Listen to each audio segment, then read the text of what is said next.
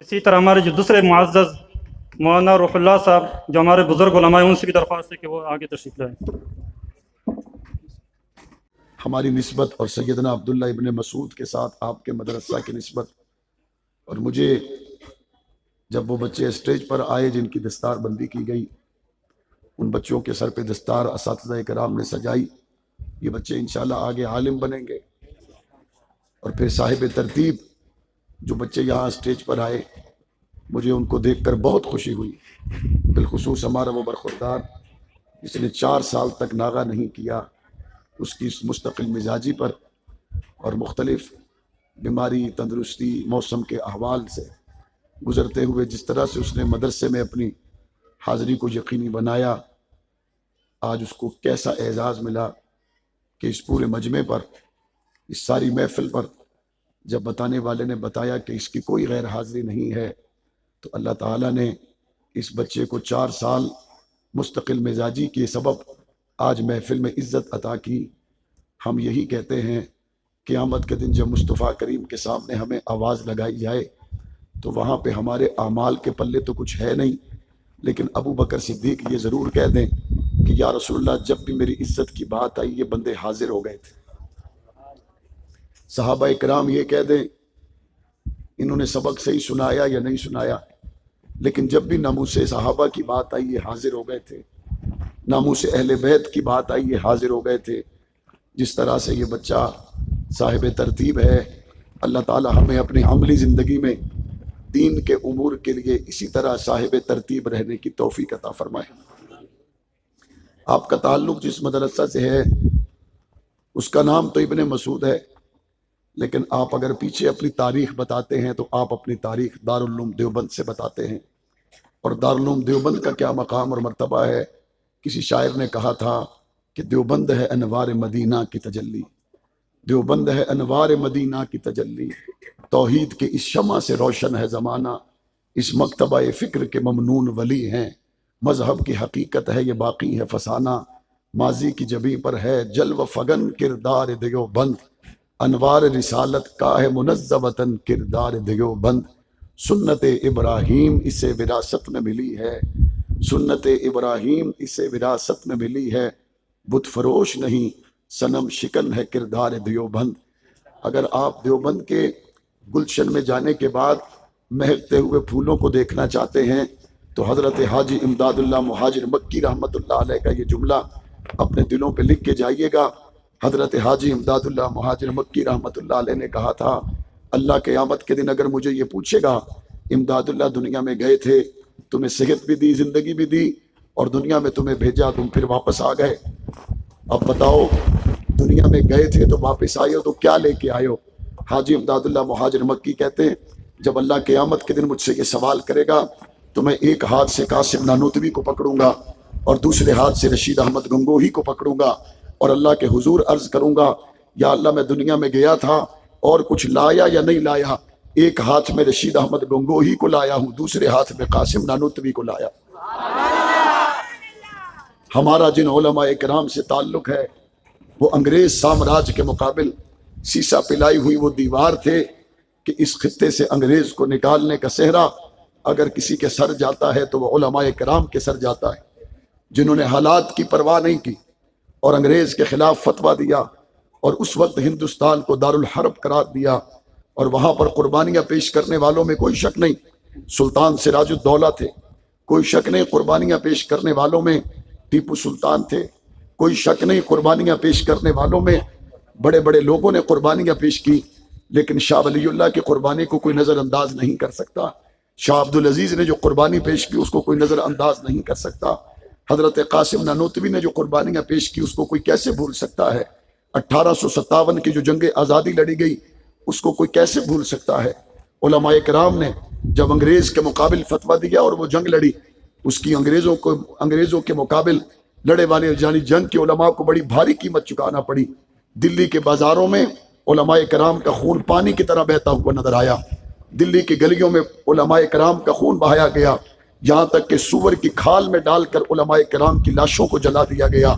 दिल्ली के दरख्तों से उलमाए किराम की लाशें लटके रहे, लेकिन मोहम्मद मदनी को कहा تم نے فتویٰ دیا ہے کہ انگریز کی فوج میں بھرتی ہونا حرام ہے۔ انگریز جج کو حسین احمد مدنی نے جواب دیا، فتویٰ دیا کیا ہوتا ہے؟ دیا تھا، دیتا ہوں، دیتا رہوں گا۔ انگریز جج نے کہا مولوی تمہیں پتہ ہے اس کی سزا کیا ہے؟ حسین احمد نے اپنے کندھے سے رومال اٹھایا اور اس کو ہوا میں لہرا کے کہا میں جانتا ہوں اس کی سزا سزائے موت ہے۔ حسین احمد دیوبند سے اپنا کفن ساتھ لے کے آیا۔ یہ وہ علماء کرام ہیں کہ آج پاکستان اگر آزاد ہے تو ان علماء کرام کی قربانیوں کی بدولت۔ آج پاکستان میں، ہندوستان میں اگر انگریز سامراج کو شکست دینے کے بعد لوگ آزادی کا سانس لے رہے تو یہ ان علماء کرام کی دی جانے والی قربانیوں کی برکت ہے۔ اور الحمدللہ کلمے کے نام پر بننے والے اس ملک میں قادیانیت کے مقابل، رافضیت کے مقابل، پرویزیت کے مقابل، مختلف فتنوں کے مقابل اگر برسر پیکار رہے اور پاکستان کی نظریاتی سرحدات کے محافظ رہے تو وہ مدرسوں سے نکلنے والے علماء کرام تھے جن کو صعوبت خانوں سے گزارا گیا، لیکن انہوں نے ختم نبوت کے عنوان پر پہرا دینے کا حق ادا کیا۔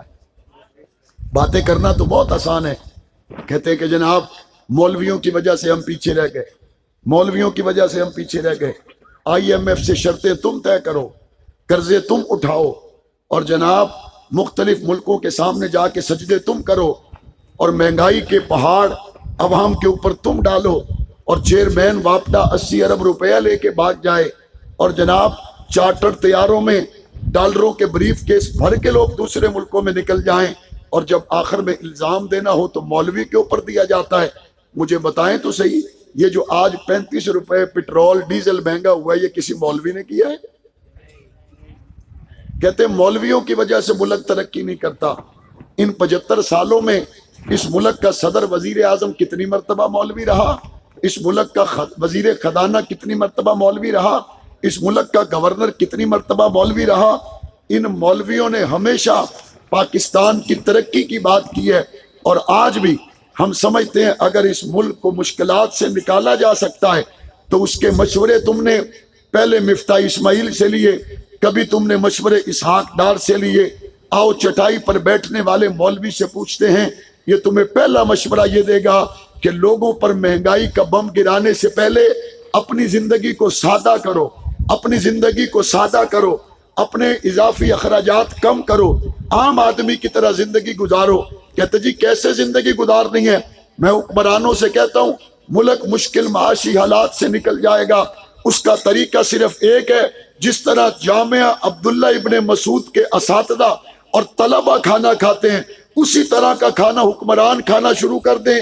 جس طرح عبداللہ ابن مسعود مدرسہ کے طلبہ رات کو چٹائیوں پہ سوتے ہیں، اسی طرح تم بھی محلات سے نکل کر چٹائیوں پہ سونا شروع کر دو۔ خدا کی قسم ملک کے قرضے بھی اتر جائیں گے، اللہ تمہیں عزت بھی عطا کر دے۔ پھر جواب میں کیا کہتے ہیں؟ وہ جی یہ کیسے ہو سکتا ہے؟ اگر چٹائیوں پر لیٹ کر، اگر فاقے برداشت کر کے ملک چلانا تمہارے لیے مشکل ہے تو پھر تم محلات میں رہو، پھر ہمارے حوالے کر دو۔ ہم چٹائیوں پہ سونے کے عادی بھی ہیں، اور ہم حضرت عمر بن خطاب رضی اللہ تعالی عنہ سے سیکھے گئے اصولوں کے مطابق ایک سواری ایک غلام کے ساتھ بیت المقدس تک پہنچ جانے والے ملک کو ترقی یافتہ بھی بنا دیں گے اور قرضوں کی دلدل سے بھی نکال دیں گے انشاءاللہ۔ چٹائیوں پہ لیٹنا سیکھو، اینٹ کا بستر بنا کے سونا سیکھو۔ عیاشیاں، بدماشیاں، شاخرچیاں، یہ ساری چیزوں کے ساتھ یہ ملک اور قوم کبھی ترقی نہیں کر سکتی۔ جس طرح کا اس وقت آپ کے جلسہ گاہ کا موسم ہے، اسی طرح کا موسم اس وقت پورے پاکستان کے اوپر بھی ہے۔ لیکن میں نے آپ سے ایک آخری بات کرنا ہے، چونکہ اس موسم میں میرے لیے بات کرنا تو ممکن ہے کہ آسان ہو، لیکن بعض ہمارے بزرگ بیٹھے ہوئے ہیں، میں نہیں چاہتا کہ ان کو اس موسم کی شدت سے زیادہ دیر تک گزارا جائے۔ آپ کے علم میں ہے چند دن پہلے مولانا عبدالاکبر چترالی نے ناموس صحابہ و اہل بیت بل اسمبلی میں پیش کیا، اس کو متفقہ طور پر پاس کر لیا گیا۔ اب اس کو سینٹ میں لے جایا جائے گا اور وہ وہاں سے بھی پاس ہوگا انشاءاللہ۔ اور آپ کے علم میں بعض لوگ اس میں رکاوٹ ڈالنے کی کوشش کر رہے ہیں، آپ رکاوٹوں کو دور کرنے کے لیے تیار رہیں گے؟ جس دن بل سینٹ میں آئے گا، سینٹ میں بل جماعت اسلامی کے لوگ پڑھیں گے اور سینٹ کے باہر آپ بیٹھے رہیں گے انشاءاللہ، پرعزم رہیں گے انشاءاللہ، متحرک رہیں گے انشاءاللہ، مدارس ساتھ وابستہ